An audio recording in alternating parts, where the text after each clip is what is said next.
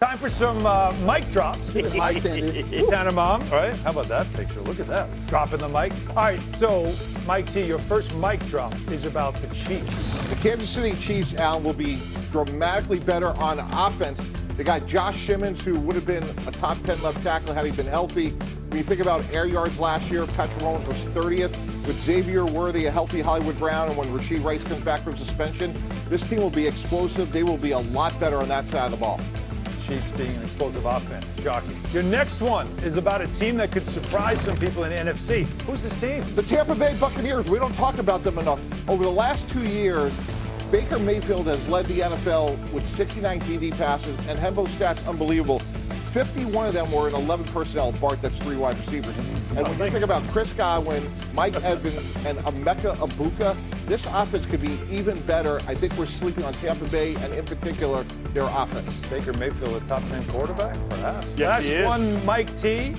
A rookie quarterback that should get the start for their team would be? Guys, Shedeur Sanders, this is a no-brainer. Really? Wait, Jeff, I want you to take some copious notes here. Since 2000, there's only been 6 quarterbacks start a game under 6 feet tall. That's Russell Wilson, Kyler Murray, Bryce Young, P.J. Walker, Seneca Wallace, and Doug Flutie. Exactly. So to me, even though Dylan Gabriel went in the 3rd round, I would start Shedeur Sanders, let him fight it out on the field, but to me, Shedeur Sanders has the better pro body and more of an upside. I promise everybody this is about to get really good. But first, you got to hear this. And Cam Shedeur was asked why he isn't getting any first-team reps, and this was his response. Why aren't you getting any reps with the Marks and any Marks?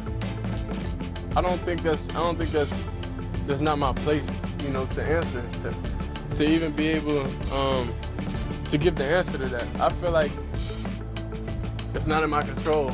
So I'm not even gonna think about that or have that even in my thought process of why it is. Like, there's a lot of people that want to have the opportunity to be at this level, and I'm here, and I'm thankful to have the opportunity. So whenever that is, it is.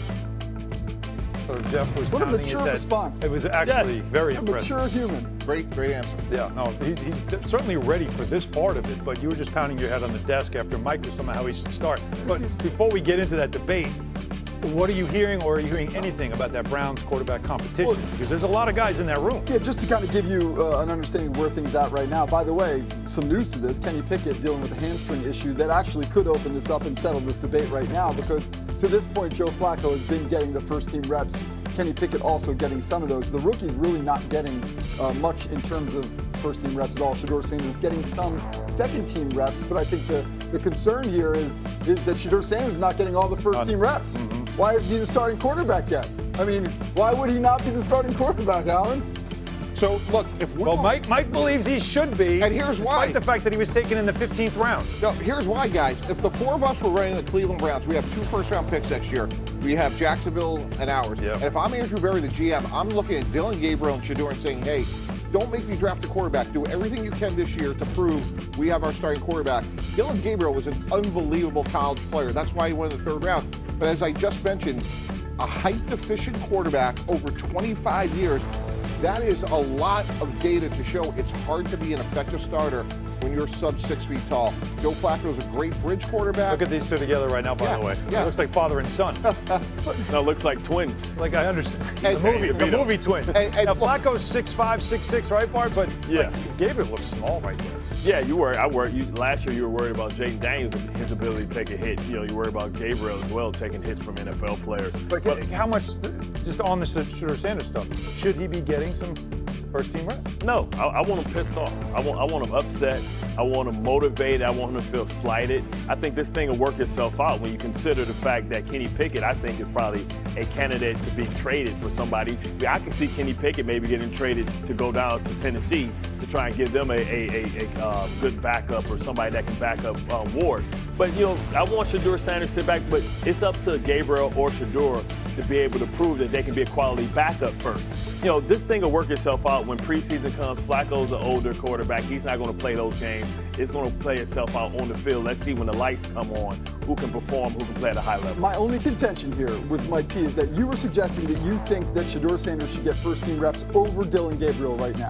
No, what I'm saying is when they battle it out, he is the better player. Oh, you think that he'll just win the job? Yes. But who should get those first-team reps? It should be decided on the field. They should both get them. But to me, in no short. But can you do that with 4 quarterbacks? I don't need Joe Flacco to take a lot of reps. I know what he is. He's a bridge quarterback. Kenny Pickett's already hurt. I would throw Dillon Gabriel and Shedeur out there, and to me, in pretty short order, Shedeur would win the job. Well, that's where it's going to take place. It's going to take place in the preseason games because now people treat the inter squad practices as their preparation for their starters. So we'll see them, on game day. We'll see them battle it out, and we'll see who, the cream rises to the top. And I think that's the thing for me. It's going to unveil itself. Like, we don't need to force feed Shedeur Sanders to everybody. I actually think that his response was the most mature thing that I've heard anybody say about Shedeur Sanders. He said all the right things. And it's not apples to apples, but if you go back, remember, Kirk Cousins was the 4th-round pick.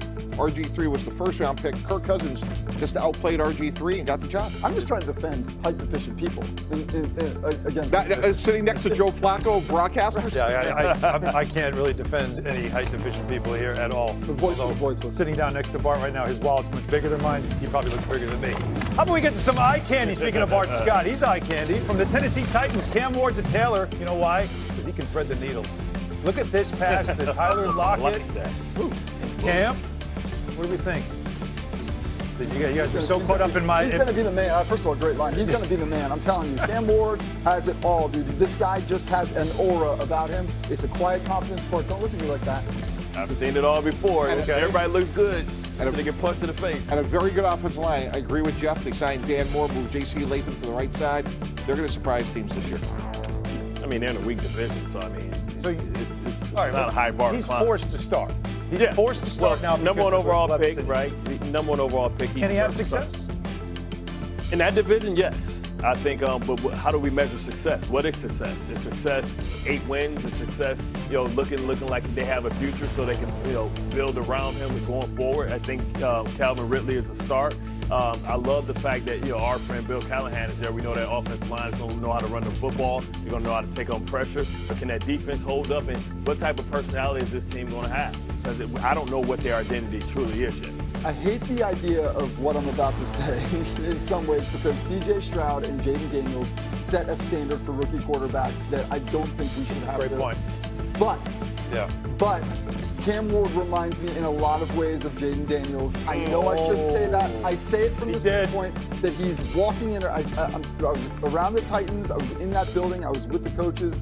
I was with Cam Ward. This dude is going to get the respect of the veterans in a way that Jayden Daniels does. He's got all of the intangibles and the pieces.